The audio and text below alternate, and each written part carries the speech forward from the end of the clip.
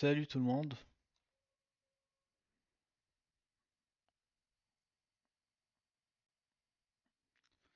j'espère que vous allez bien. Donc pour le live coding pardon, de cette semaine, on va parler de programmation dynamique.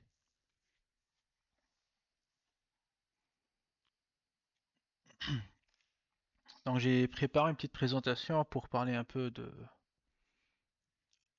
qu'est-ce que la programmation dynamique, quand est-ce qu'on peut l'utiliser, quel est l'avantage derrière l'usage de cette stratégie algorithmique.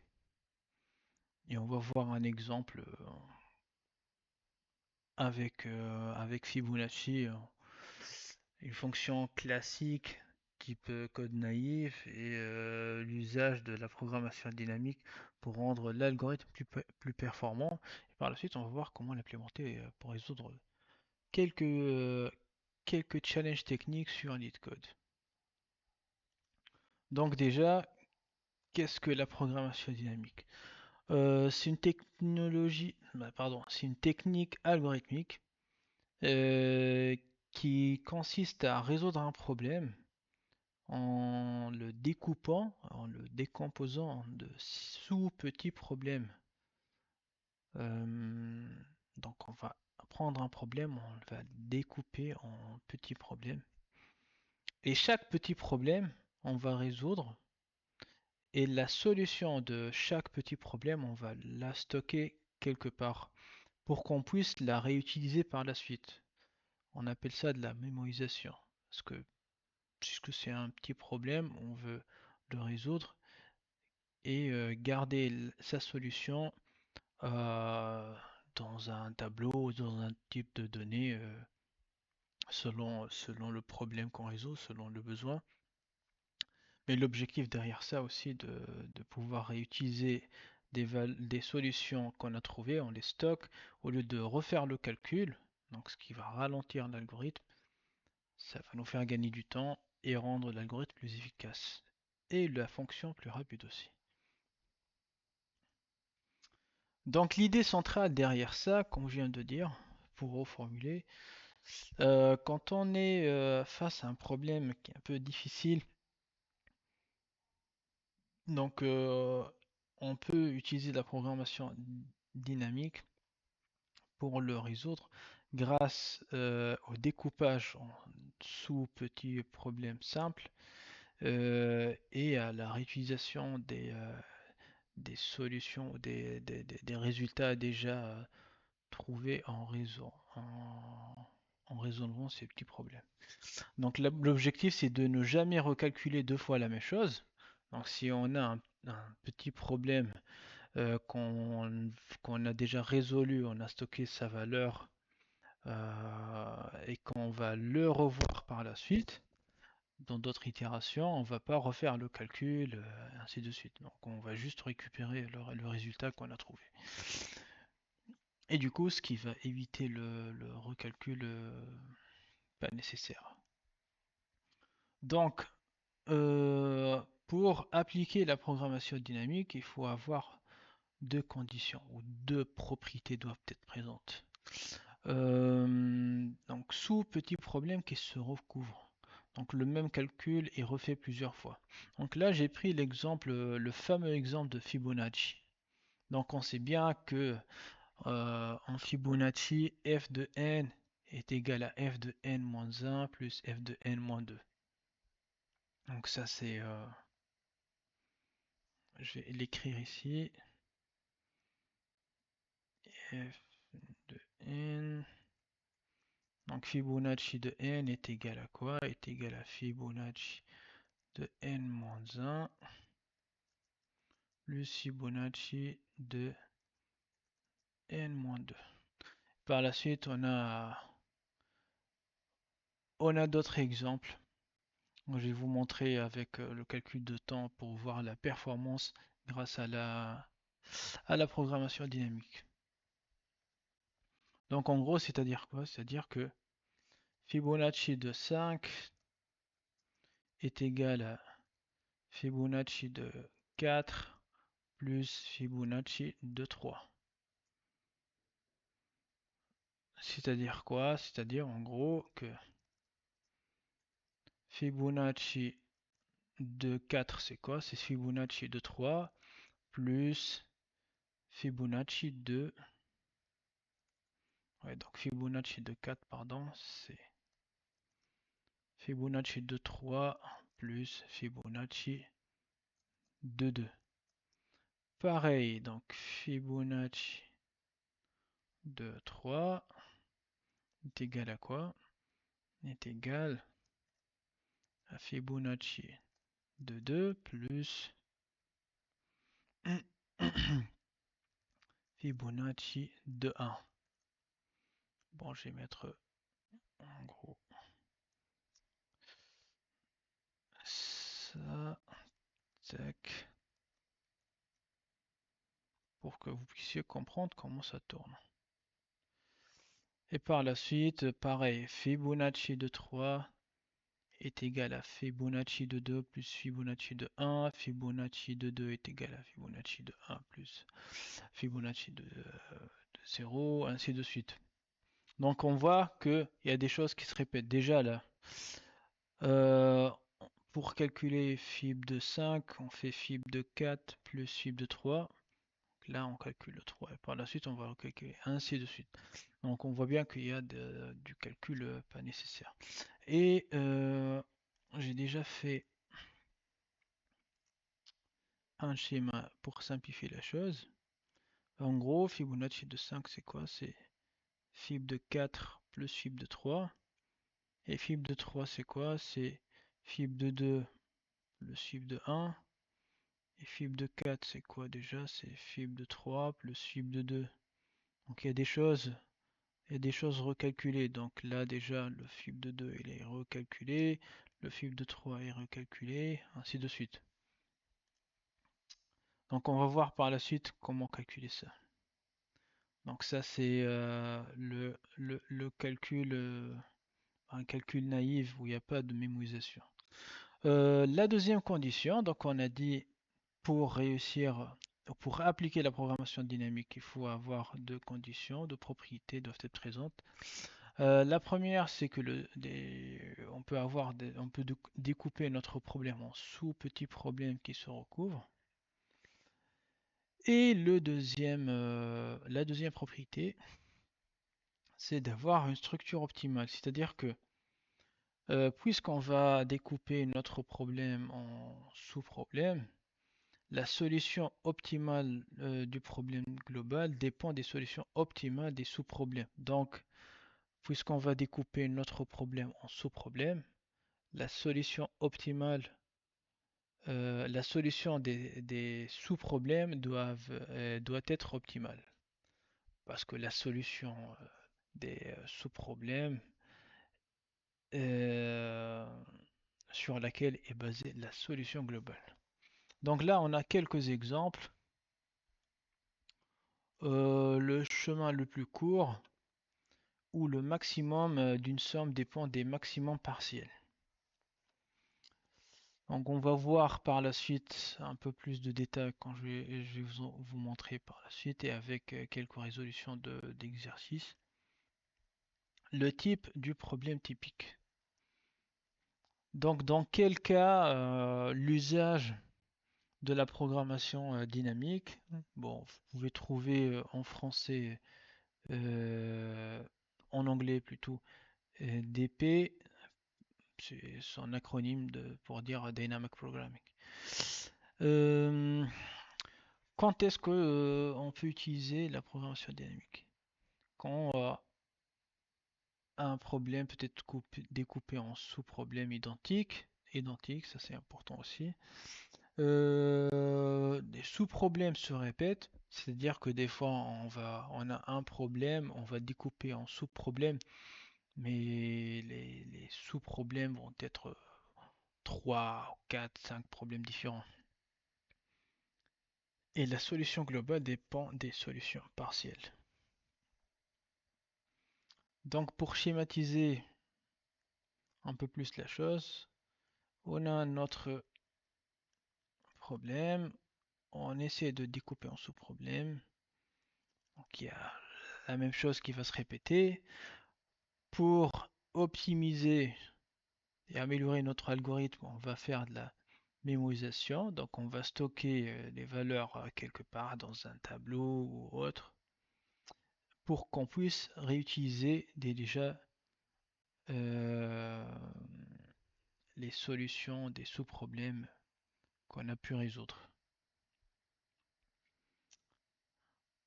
Donc exemple classique avec Fibonacci. Version naïve. Donc si par exemple on doit calculer le fib de 1000 ou un autre grand nombre, ça va nous prendre plus de temps. On va devoir recalculer déjà pas mal de valeurs plusieurs fois. Donc imaginons là pour fib de 5, on a eu quelques recalculs. Imaginons pour fib de 400, il y aura beaucoup plus de recalculs pas nécessaires. Donc ça c'est un calcul naïf. J'ai déjà préparé un bout de code pour vous montrer quelques différences. Bon, c'est déjà fait pour me faire gagner du temps. Euh, Ça c'est en JavaScript. Donc là, on a la variable start pour prendre le temps du lancement de script et la même fonction et par la suite on calcule la différence entre le temps de fin et le temps de début de l'exécution de notre code. Comme ça, par la suite, on va afficher cette différence-là. Il y a ce message qui est dans la console log pour voir aussi le temps que chaque fonction prend, donc le temps d'exécution de chaque fonction. Donc là, on a sur une solution naïve. Hop, je fais un zoom in. Donc, Fibonacci, elle prend un argument qui est n. Qu'est-ce qu'on retourne? Donc là, on a fait un ternary operator. Donc, si n inférieur ou égal à 1, si c'est le cas, on retourne n. Sinon, on retourne Fibonacci de n-1 plus Fibonacci de n-2. Donc si par exemple on va appeler la fonction Fibonacci avec 3, donc ça veut dire quoi? Ça veut dire que ça va retourner Fibonacci de 2 plus Fibonacci de 1. Pourquoi? Parce que Fibonacci de 3 moins 1 c'est 2, donc Fibonacci de 2. Et Fibonacci de 3 moins 2 c'est 1, donc Fibonacci de 2 plus Fibonacci de 1. Bon, on va faire un exemple avec Fibonacci de 30. Et on va voir le temps de différence. Tac. Donc, 9,9 millisecondes. Disons approximativement dans les 10 millisecondes. Donc ça, c'est la solution naïve. On voit que pour fib de 3, ça prend à peu près... Voilà, je vais faire comme ça. Ça prend à peu près 10 millisecondes. On va faire la même chose, mais avec une solution optimisée. Tac. Donc là, on a une deuxième fonction. Bon, la même fonction, mais faite autrement. Fib, donc pour calculer le Fibonacci de n. Donc elle prend n comme paramètre. Si n existe dans Memo, donc dans notre objet là, on retourne Memo de n.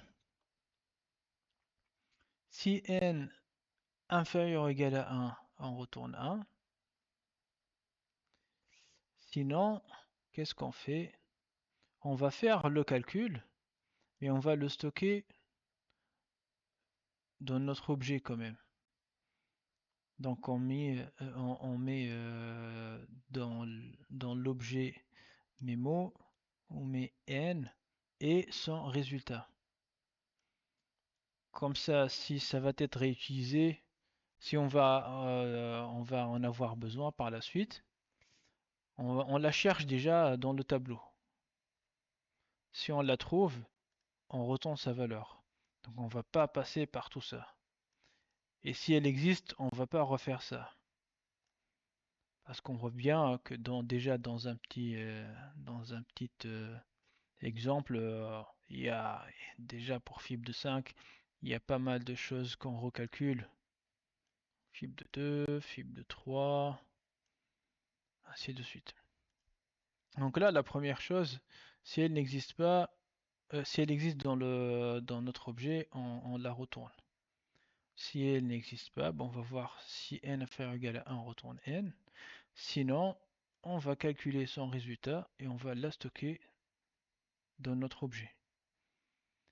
Et la dernière chose, on va retourner ce résultat.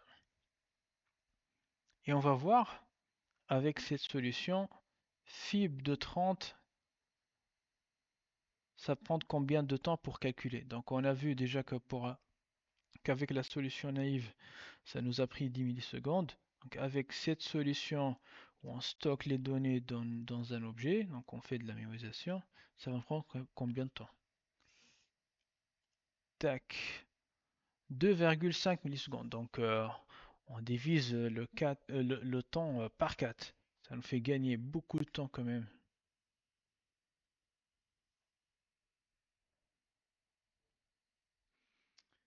Excusez-moi.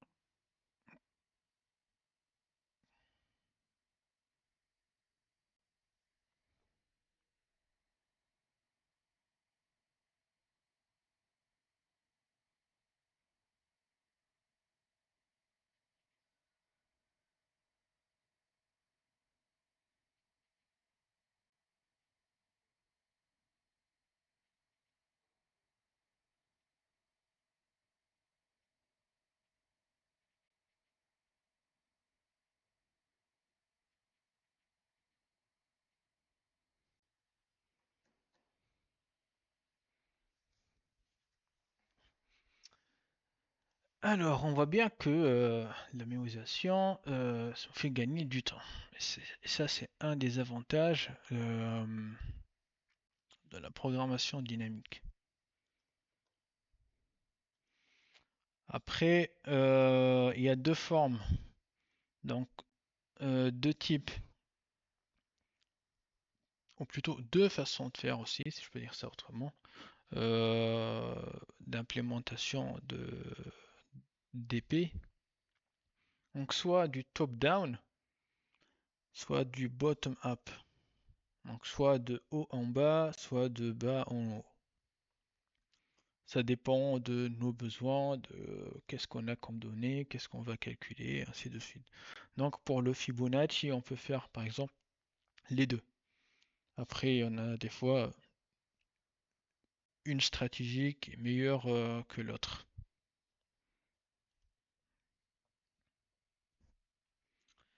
Alors, sur LeetCode, il y a plusieurs problèmes de programmation dynamique. Donc en gros, on en trouve dans cette partie-là, Problem Stack, et vous pouvez choisir là par type de problème, ou par algo, ou par concept de programmation. Vous mettez Dynamic Programming, ça vous met la liste des exercices que vous pouvez faire. Donc il y a des fois des exercices qui sont inaccessibles parce qu'il faut avoir un compte payant. Sinon, la plupart du temps, les exercices de difficulté facile, moyenne sont ouverts. Donc on va trier par difficulté.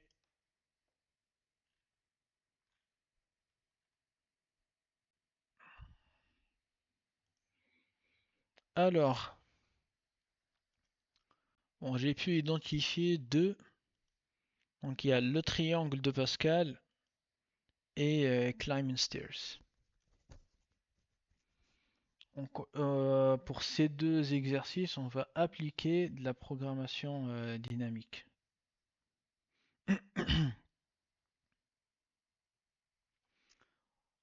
Donc on va voir ensemble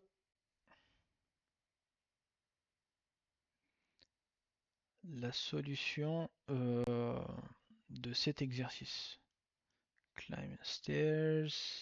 Hop. Et pour ceux qui connaissent pas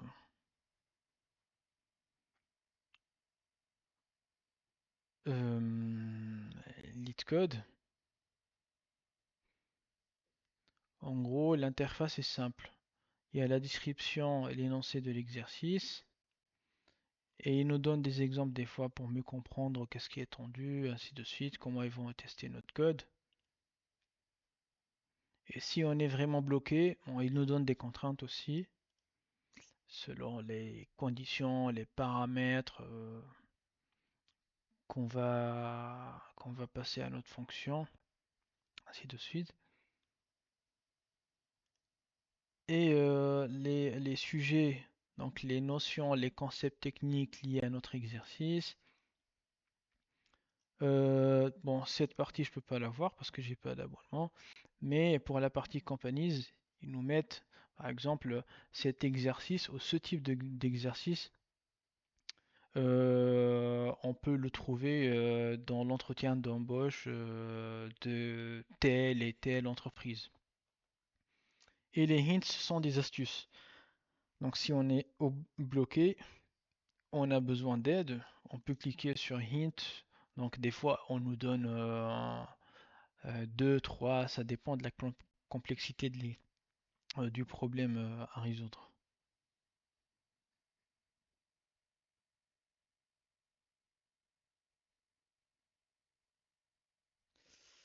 Alors,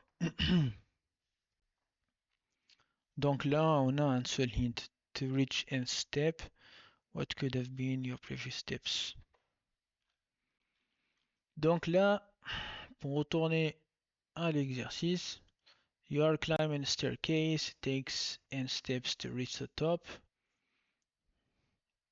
Donc tu vas monter un escalier, tu as n steps, donc n pas pour arriver au sommet, à la fin de l'escalier. Each time you can either climb one or two steps. À chaque fois, on peut prendre euh, un ou deux steps. In how many distinct ways can you climb to the top?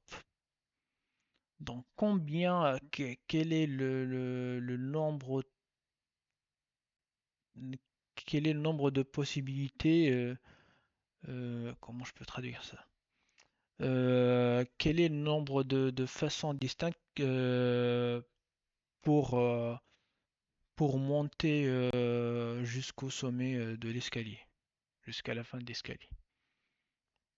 Un premier exemple, on a n qui est égal à 2. Donc là, on a un escalier avec deux pas. Donc il y a deux façons pour arriver à la fin de l'escalier.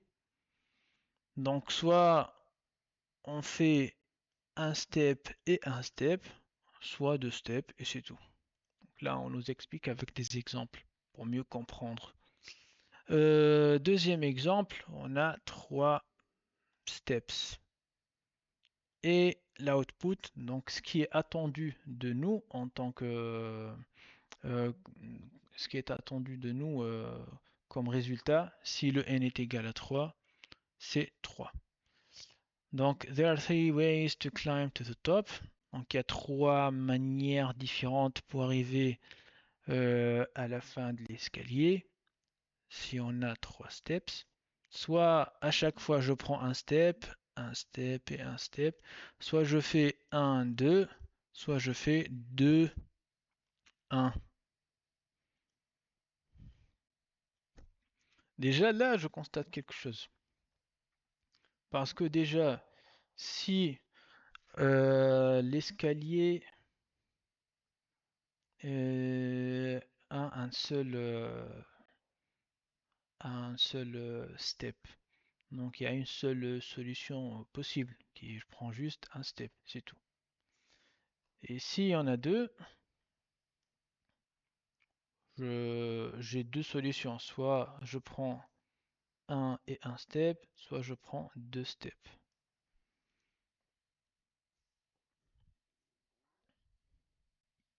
Et s'il y en a trois, il y a trois. Donc à chaque fois, je vais prendre un 1 ou un 2 ou 2 1.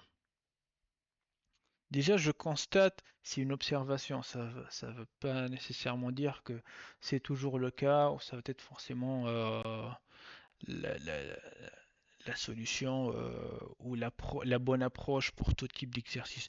Mais là, je vois que par exemple pour 3, la solution c'est la somme des solutions de 2 et de 1. Si je prends par exemple, imaginons que donc avant de commencer à coder, on va se dire, c'est pas très clair. Donc on va faire un autre exemple. On s'en fout, là on va pas écrire encore du code. Imaginons que on a un exemple, on a un autre exemple où n est 4. Donc l'escalier il y a 4 steps. Comment peut-on faire? On peut faire 1 plus 1 plus 1 plus 1. On peut faire 2 plus 2. On peut faire 1 plus 2 plus 1. On peut faire 1 plus 1 plus 2. On peut faire 2 plus 1 plus 1. Je pense que je sais pas si j'ai fait tous les cas possibles. Dans 4, on a 1, 1, 1, 1. 2, 2. 1, 2, 1. 1, 1, 2. 2, 1, 1. Je pense que c'est tous les cas possibles. Donc on voit bien déjà que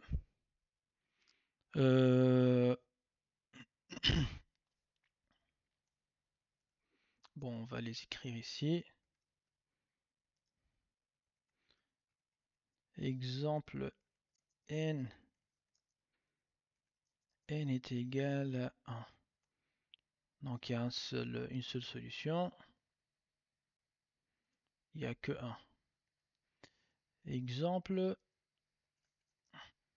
n est égal à 2.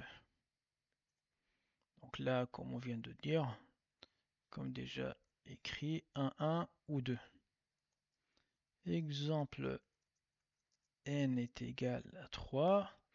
Donc qu'est-ce qu'on a? On a 1 plus 1 plus 1, ou 1 plus 2, ou 2 plus 1. On constate déjà, c'est bien de faire avec des exemples des fois, ou donc, pas mal de fois, avec des petits exemples, avec des petits nombres, des petits chiffres, pour voir, pour faire déjà un peu le tournage à la main, pour se rapprocher du pseudocode. Et puisqu'on a bien compris le concept de la mémorisation avec cet exemple de Fibonacci, qu'on voit bien que déjà là, il y a des choses qui se répètent. Déjà là, ça ne veut pas dire qu'on va pas faire, qu'on va forcément faire de la mémorisation, mais on voit que on arrive à observer, si je peux dire ça autrement, qu'il y a un pattern qui se répète. Donc là, je vois que 1, 1 et 2. Et pour le 3, on a 1, 1, 1 qui se répète pour la 4. Et on a un 1 plus 2 qu'on le trouve ici pour la 4. Et on a 2 plus 1 qu'on le trouve là pour la 4. Donc on voit bien que qu'à chaque fois, donc pour le 3 par exemple, la somme des solutions c'est 2 et 1. Pour 4, la somme des solutions, c'est 5. Donc, qui est vraiment la somme des solutions de 3 et 2. Donc, je peux dire que selon mon observation, la solution pour n est égale à... Pour n, le nombre de solutions, je peux dire que selon mon observation,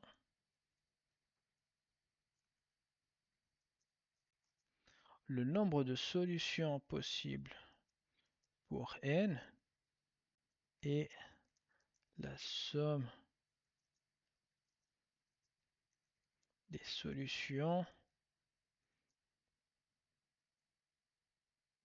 de n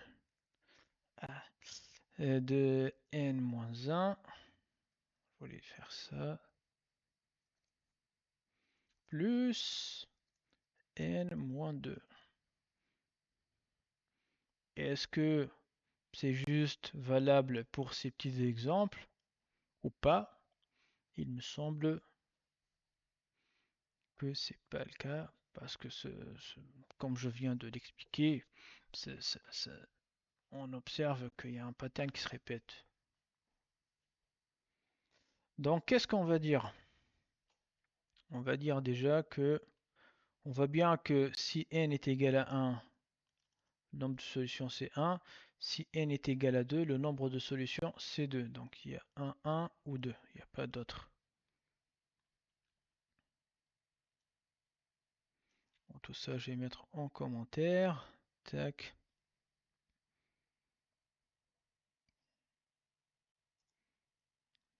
Tac. Donc là j'ai ma classe solution. J'ai la fonction climbStairs, elle prend n qui est un entier et elle retourne un entier comme valeur de retour. Donc première chose, selon ce qu'on a pu voir, c'est que si n inférieur ou égal à 2, que va-t-on faire? On retourne n.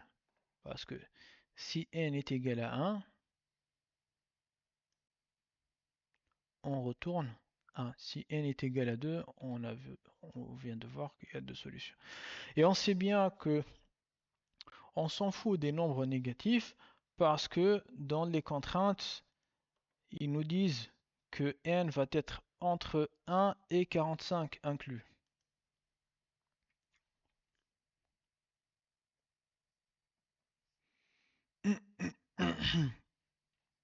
Donc par la suite, ce que je peux faire, c'est pour dire le nombre de steps. Bon, je vais faire, bon, au lieu d'écrire step 1, step 2, je vais faire S2 pour step 2 et step 1 qui va être égal à 1 et 2. Donc au lieu d'écrire S2 est égal à 1, S1 est égal à 2. Donc c'est un raccourci en Python pour ceux qui ne connaissent pas. Tac. Par la suite, je vais faire une boucle.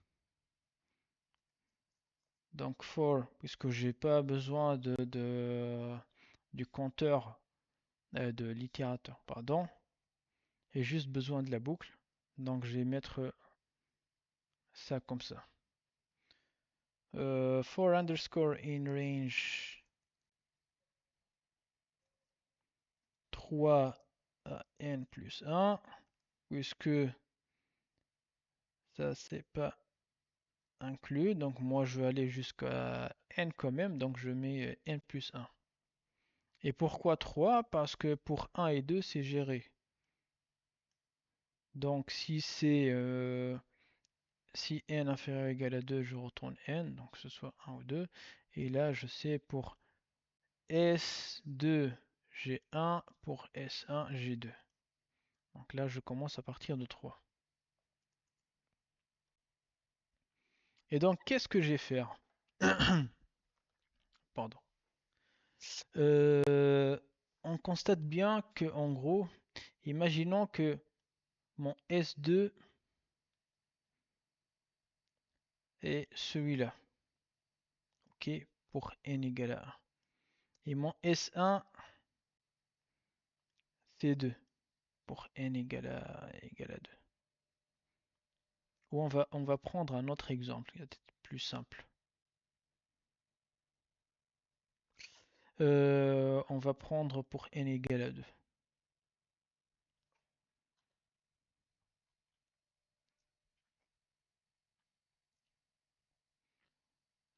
Je réfléchis. Tac, tac, tac.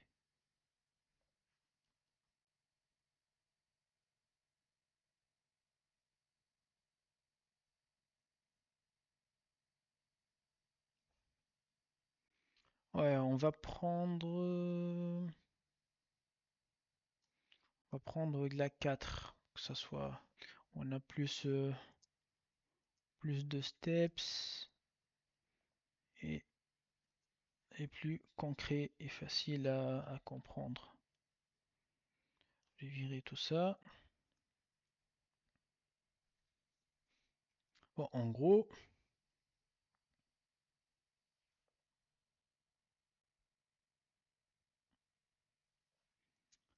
qu'est-ce qu'on a là? On a, disons, S2 est égal à 1, S1 est égal à 2. Ok? Disons que S2 est ça. Pardon. C'est ça. Et S1, c'est ça. Donc, par la suite, je vais voir quels sont les, le nombre, comment dirais-je, le nombre de solutions possibles.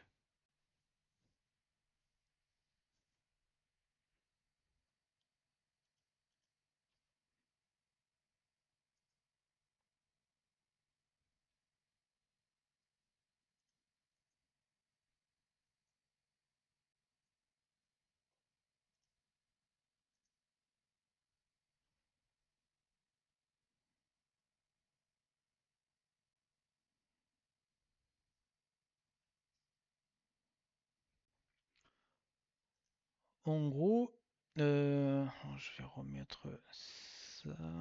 Tac.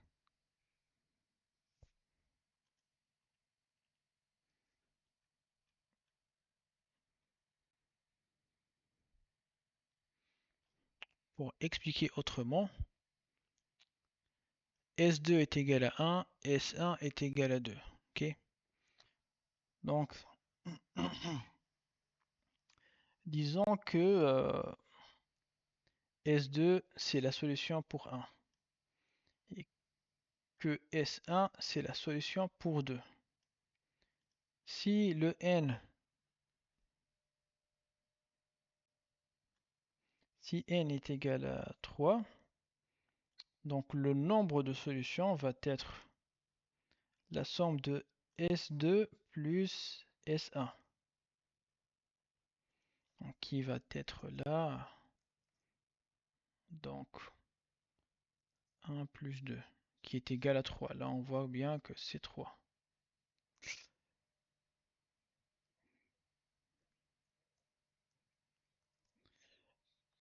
Donc, ce qu'on doit faire, c'est pour dire que, en gros, comment je peux dessiner ça?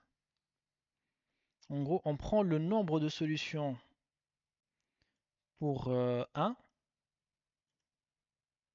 parce que comme on vient de l'écrire ici, le nombre de solutions pour n, c'est le nombre de solutions de n-1 plus le nombre de solutions de n-2.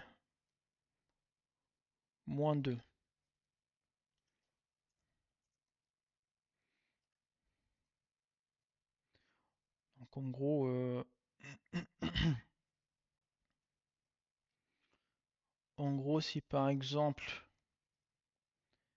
mon n est égal à 4, donc le nombre des solutions de 4, c'est le 4 moins 1 plus le nombre de solutions de 4 moins 2. Donc, ce qui va donner le nombre de solutions de 3, donc qui est ça, plus le nombre de solutions de 4 moins 2, qui est 2. Donc, qui est celui-là. Et puisque n de 2, pardon, quand n est égal à 2, on a deux solutions possibles. Donc on va dire que ça va rester 2.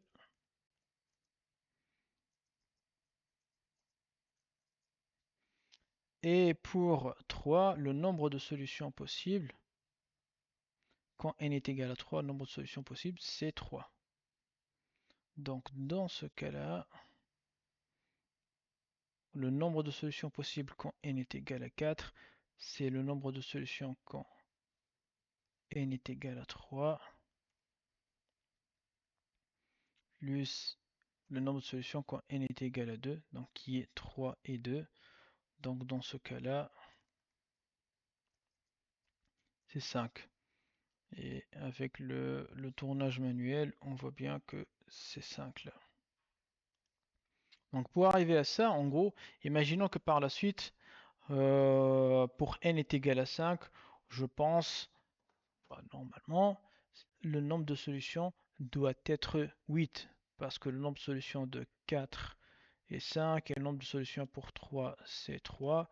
Donc 3 plus 5 est égal à 8. Et du coup, à chaque fois, en gros, c'est comme si à chaque fois, on incrémente le nombre de solutions possibles.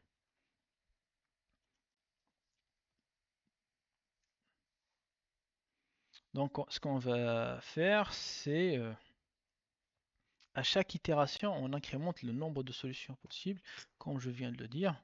Et dans ce cas-là, ça va être comment? Ça va être pas step, mais S2 est égal à S1. Et S1 va être égal à S1 plus S2.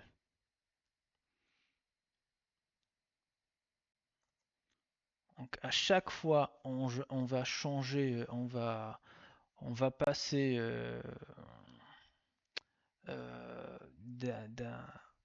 d'un numéro à un autre, ou autrement dit d'un n à un autre, on va incrémenter le nombre de solutions,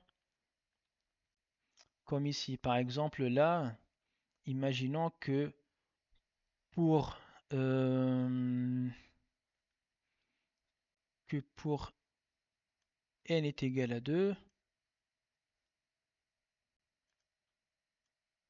imaginons que pour n est égal à 2, non, plutôt pour n est égal à 1. Supposons que pour n est égal à 1, c'est une supposition pour vous mieux expliquer la chose. Imaginons que S1 est égal à 0. Et, et là, en gros, pour n est égal à 2, S2, qu'est-ce que j'ai mis ici? Ouais.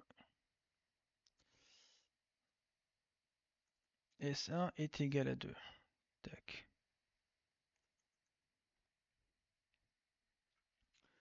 En gros, en utilisant cette règle, on va dire que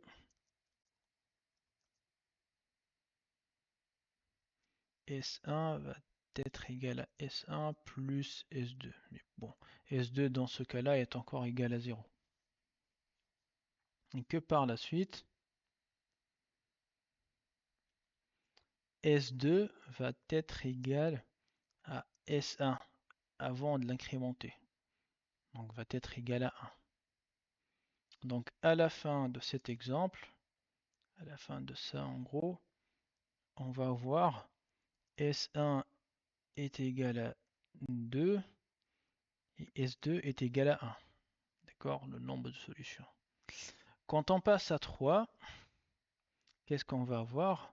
on va voir S1 est égal à S1 plus S2.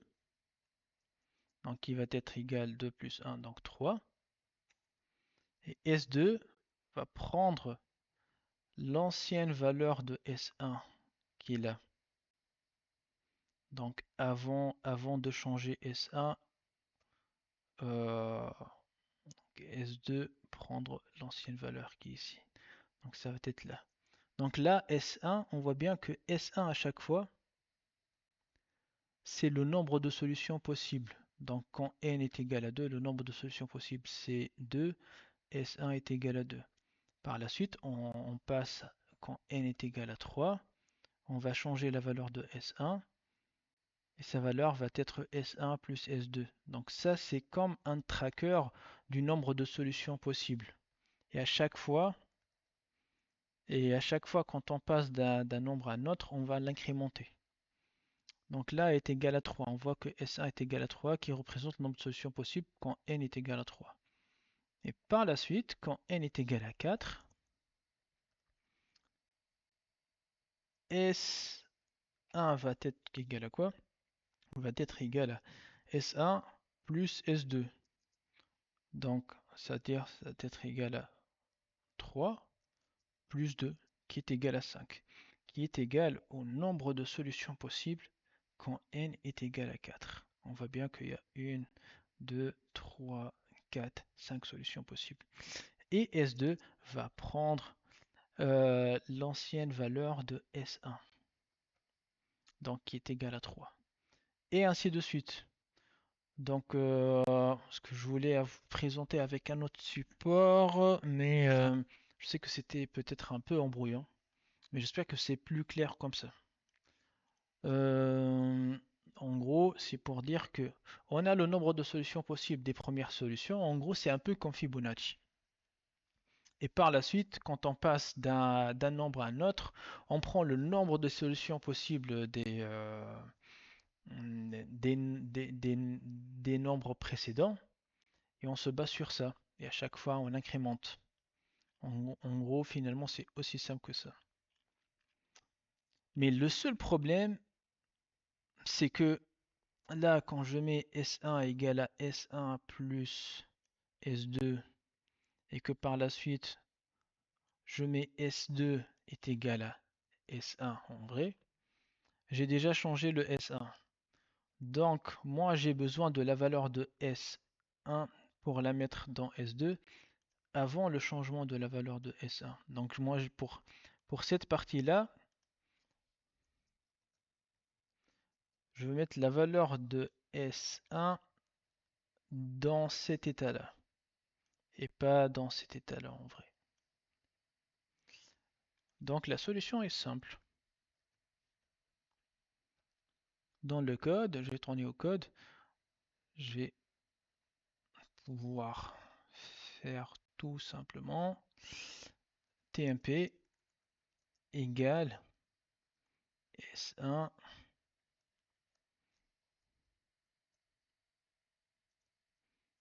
et par la suite je mets tmp. Et je sais bien que suite à mon tournage à la main, qu'en vrai finalement S1 représente le nombre de solutions possibles.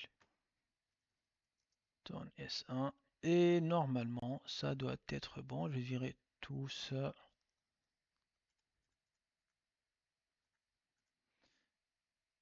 Et run. Et c'est tout bon. Je vais faire un submit pour valider.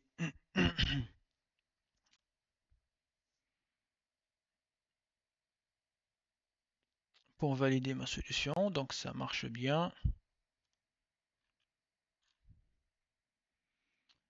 Et là, le deuxième exercice, c'est le triangle de Pascal. Donc pour le triangle de Pascal, on va voir l'énoncé déjà.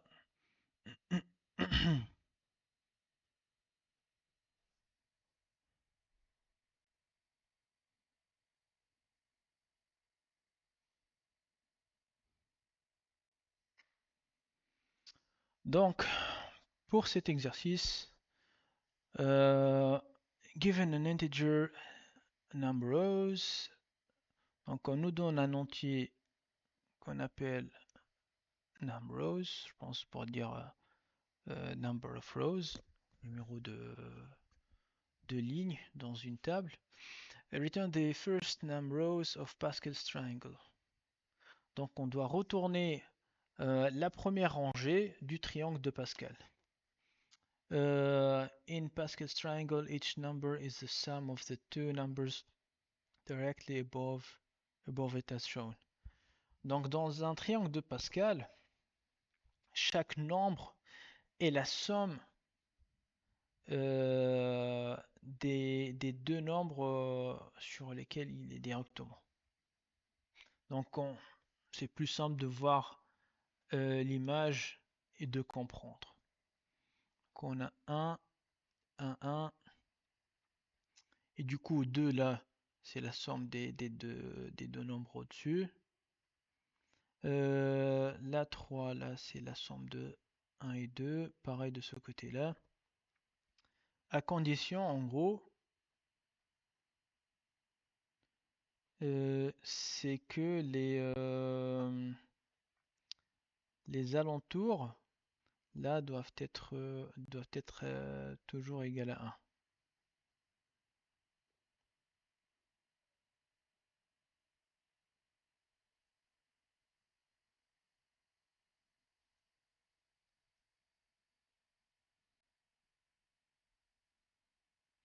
Donc par exemple, on nous donne un exemple pour mieux comprendre qu'est-ce qu'on attend de nous. Donc quand on nous donne numRows égale à 5, on doit retourner un tableau, deux tableaux. Avec 1, je pense que ça représente le sommet du triangle. Et par la suite 1, 1, 1, 2, 1, 1, 3, 3, 1, 4, 6, 4, 1. Quand numRows égale à 1, on retourne. Il y a un seul tableau. Et la contrainte, c'est que numRows c'est toujours entre 1 et 30 inclus. Donc là, on n'a pas de hints. Donc, que peut-on faire? On va faire un peu de tournage à la main. Solution dans la fonction generate. Donc là, on a numRows qui est un entier et on attend de nous une liste de listes. Et cette liste imbriquée contient que des entiers. Donc ça nous aide à mieux comprendre qu'est-ce qu'on attend de nous.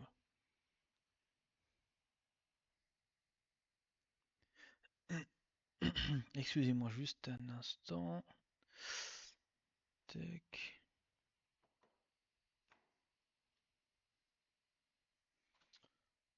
Donc, ce qu'on peut faire, en gros, que nous, en vrai, on veut créer ce triangle. Donc, on peut mettre solution, hop, égale à tableau vide. Parce que le but final, c'est de retourner un tableau de tableau. Et qu'est-ce qu'on veut faire? On veut parcourir, donc selon le nombre de lignes qu'on nous donne. Donc ça représente le nombre de lignes. Parce qu'on voit bien que là, ça représente un exemple quand n est égal à numRows est égal à 5. Donc 1, 2, 3, 4, 5. Donc, for air in range numRows, tac. Donc ce que je peux faire dans un premier temps, c'est que je vais créer ma rangée. Donc là, en gros, c'est une boucle pour itérer. Donc cette boucle, si je vais dessiner autrement, comment pour vous expliquer comment je réfléchis à la chose. On veut construire ce triangle-là. Ok. Donc, qu'est-ce qu'on connaît? Qu'est-ce qu'on sait? C'est le nombre de lignes, de rangées du triangle. Donc, dans ce cas-là, num rows est égal à 5, c'est-à-dire que notre triangle va être comme ça. Tac, tac, tac. Donc moi, avec cette première boucle, ce que je vais faire, c'est que je veux définir les rangées. Et par la suite, dans cette boucle-là, je vais faire une autre pour définir les colonnes, c'est-à-dire les éléments de chaque, les entiers plutôt. Donc 1, 2, 3, ainsi de suite. Bon, c'est pas forcément 1, 2, 3, mais pour vous expliquer la chose. Pardon. Donc moi, avec cette première boucle, je vais faire le tour sur le nombre de rangées ou de lignes. Et du coup, ce que je peux faire, c'est, je peux dans un premier temps mettre une rangée remplie qu'avec des 1. D'accord?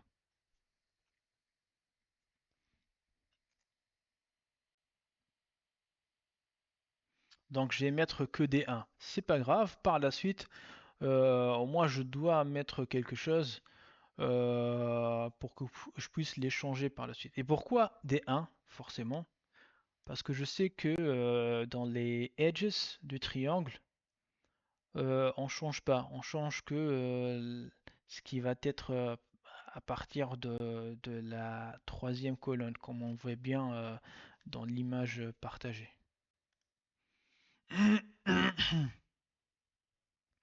Et là, ce que je vais faire, c'est que for C in range 1 jusqu'au R,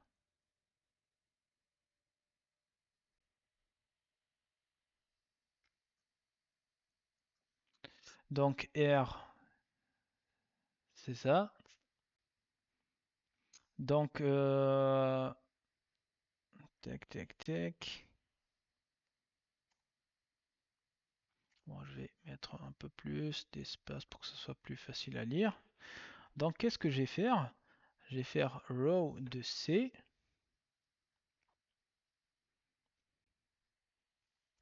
est égal solution de R moins 1 de C moins 1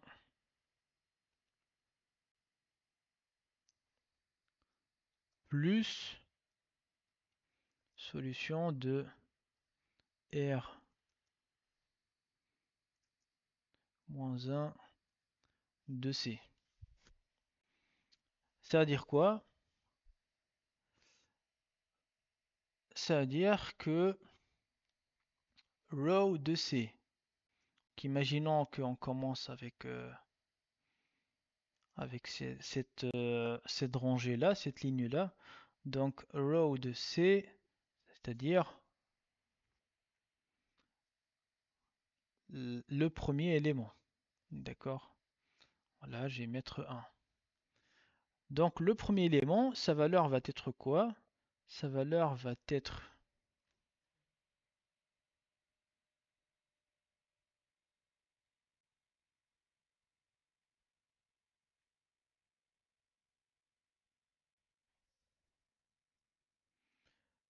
solution de pardon.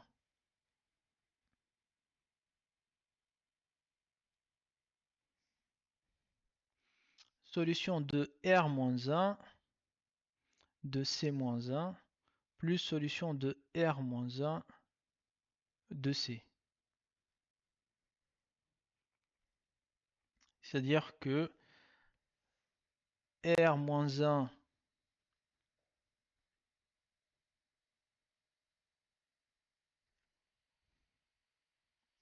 En gros, R-1, c'est, puisqu'on est dans R là, supposons qu'on est là, donc pour que ça soit plus simple, supposons qu'on est dans cette rangée là. Donc on est dans R. Bon, je vais écrire R, pour que ça soit plus facile à comprendre. Et du coup, ça, c'est R-1. Bien sûr, quand R est ici, c'est juste pour illustrer. Donc R-1 de C-1, pardon, R-1 de C-1. Donc en gros, imaginons que ici j'ai ça par exemple.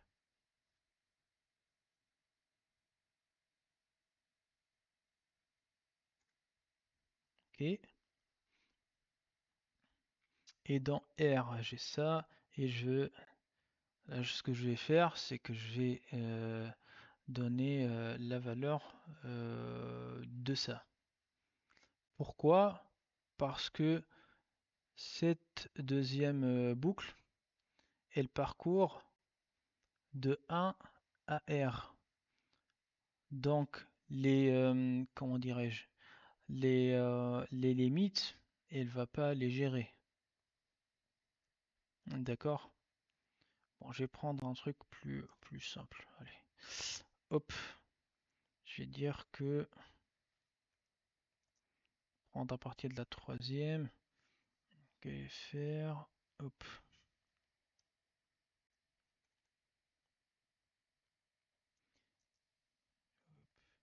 Imaginons qu'on travaille ici, ok? Et que ce sont nos triangles. Tac. Bon, j'essaie d'illustrer le maximum possible un triangle. Donc, imaginons que R est, juste pour l'exemple, R est sur cette rangée-là. Donc, R-1, c'est celle-ci. Ok. Donc, ce qu'on veut faire, c'est que row de C, donc row de C qui est celui-là, sa valeur, parce que nous, on a rempli toutes les rangées par des 1, comme on a bien vu ici. Ok. Donc, par la suite, on va changer leur valeur. Et dans la boucle imbriquée qui permet de définir, de changer les valeurs des colonnes, donc ces machins-là, on parcourt de 1 à R. Donc les limites, ça et ça, on ne va pas les impacter parce que ça, son index est 0 et ça doit rester à 1. Et ça, c'est le dernier, il est exclu. C'est pour ça qu'on a fait de 1 à R. On va cibler que les éléments au milieu, comme on voit bien ici. Donc, row de C, qui est celui-là, sa valeur est égale solution de R-1. Donc, solution de R-1, R-1, donc c'est ça. Ça, c'est R-1 de C-1. Donc, le C est celui-là. Le C, c'est le 1. Donc, 1 moins 1, c'est celui-là. Hop. Donc, la valeur de ça, c'est finalement, si je peux écrire ici,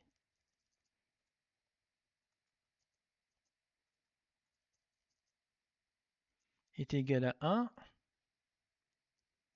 plus tout ça. Hop. Solution de R-1, donc ça c'est notre R. Notre R-1 c'est celui-là. Hop. R-1 de C. Donc dans ce cas-là, C c'est ici, donc C1. Donc l'index, hein, je parle bien de l'index. Et ça c'est l'index de 1 pour R-1. Donc 1 plus 1. Donc dans ce cas-là, on a défini le row C quand le row est ici. Donc ça devient 2. Et par la suite, donc avec cette boucle, on va parcourir les éléments de chaque tableau. Et avec cette boucle, on va parcourir d'une rangée, d'un row ou d'une ligne à une autre. C'est comme si par exemple, ça c'est le 5e étage, ça c'est le 4e étage. Donc en gros, si moi je suis un facteur, je veux distribuer des flyers dans toutes les appartes. Supposons que dans ce cas-là, j'ai commencé par le dernier étage. Donc j'ai eu le dernier étage, je passe d'un appart à un autre. Bon, ici il n'y en a qu'un seul. Après je descends, hop, je passe par cet étage-là, au 4e étage, je passe par cet appart, par la suite par celui-là, par la suite, hop, je passe au 3e étage, je descends au 3e étage, après je passe par celui-là, par la suite je passe au 2e appart, et je termine par le 3e appart. Par la suite je descends à l'étage suivant, et ainsi de suite. Donc c'est pour vous faire une analogie de comment euh, pardon, comment notre algorithme fonctionne. Finalement, il faut juste trouver le pattern. Et par la suite, ce que je vais faire, c'est que je vais faire solution.append row. Parce que à la fin de la boucle, ce que je vais faire, c'est que je veux quand même mettre à jour mon triangle. Et à la fin,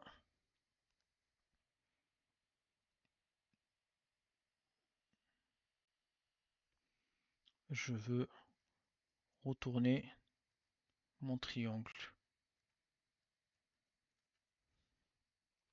Et normalement, si je dis pas de bêtises, tout doit bien se passer. Hop, c'est bon, ça marche. Et ben, ça sera tout pour ce live coding euh, premier live coding du mois de février. Donc, il y a beaucoup d'autres exercices intéressants à faire, comme le triangle de Pascal. Il y en a plein d'autres qui sont faciles, donc je vous invite à les faire. Je vous invite par exemple à faire Fibonacci, bottom up, top down. Donc, essayer les deux solutions. Il y a aussi Fibonacci, donc vous pouvez faire. Et pour conclusion, je vais juste retourner. Donc, on a vu euh, qu'est-ce que la programmation dynamique. Donc, c'est une technique, une stratégie d'algorithmique qui permet de résoudre certains problèmes informatiques en découpant un problème en sous-problèmes.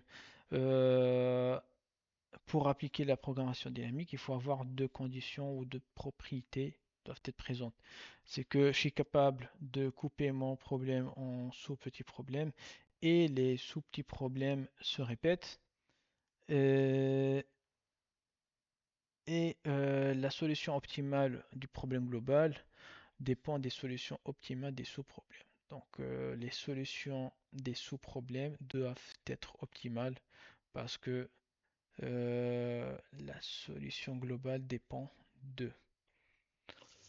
C'est principalement ça. Donc, essayez de faire, d'identifier le problème quand vous abordez un problème algorithmique, de se dire, ben, est-ce que ce problème, ça consiste à quoi? Qu'est-ce qu'on nous donne?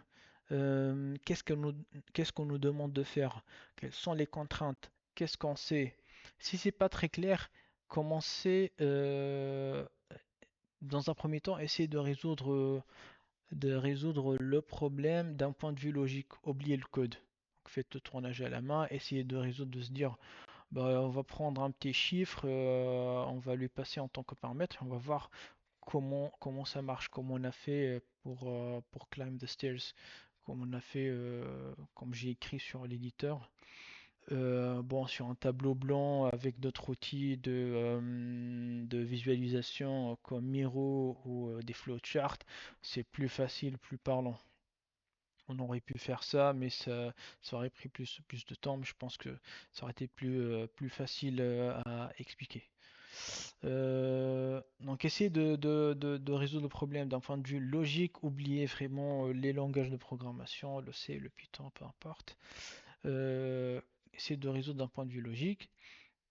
De faire un peu de tournage à la main et d'identifier est-ce qu'il y a un pattern, est-ce qu'il y a quelque chose, est-ce qu'il y a un lien entre la solution de la première itération et de la deuxième itération. Et si c'est le cas, commencez à construire une solution en se basant sur cette approche et voir si ça marche, c'est bon. Si c'est pas très clair pour vous, même si ça marche, essayez de comprendre, de creuser encore plus, de déboguer avec des outils comme Python Tutor ou le débogueur sur un navigateur ou sur VS Code ou sur votre IDE préféré. N'ayez pas peur de tester, de faire des bugs, de réfléchir à différentes approches. Et ce qui est bien aussi, c'est que sur LeetCode, quand on résout un exercice, on peut voir les solutions. Donc on peut aussi filtrer par langage. Donc vous pouvez voir les solutions d'autres personnes et leur approche. Il y en a qui expliquent pourquoi cette approche, comment ça marche, pourquoi elle est meilleure que l'autre, pourquoi le tel algo est plus optimisé que telle solution. Donc moi je vous invite à mettre un défi, par exemple de se dire ah ben, une fois par semaine, je vais essayer de faire un exercice sur LeetCode, au moins. Du coup, en un an, vous allez résoudre 52 exercices si on en fait un par semaine. Et c'est principalement essayer de faire des exercices faciles. Comme ça, vous vous habituez avec les énoncés, les contraintes, comprendre un peu plus la plateforme, comment ça marche. Et par la suite, petit à petit, plus vous avancez dans la formation Alberton, plus vous allez être plus à l'aise avec les algos, les langages de programmation. Vous pouvez passer à des exercices intermédiaires. Mais commencez pas dès le début avec des exercices difficiles parce que ça va vous démotiver et au début, vous n'avez pas le niveau. Parce que vous avez des choses à voir tout au long de la formation. Donc commencez par des exercices faciles, ça vous garde la motivation, ça vous aide à découvrir d'autres syntaxes, d'autres solutions, même en lisant les codes des autres personnes. Et au fur et à mesure, passer à des exercices discutés intermédiaires et essayer de faire de temps en temps des exercices difficiles. Merci pour votre attention. J'espère que ça a été intéressant. Ça vous a permis de mieux comprendre qu'est-ce que la programmation dynamique, quelle est l'utilité derrière et comment peut-on l'implémenter dans certains contextes. Merci et à la prochaine.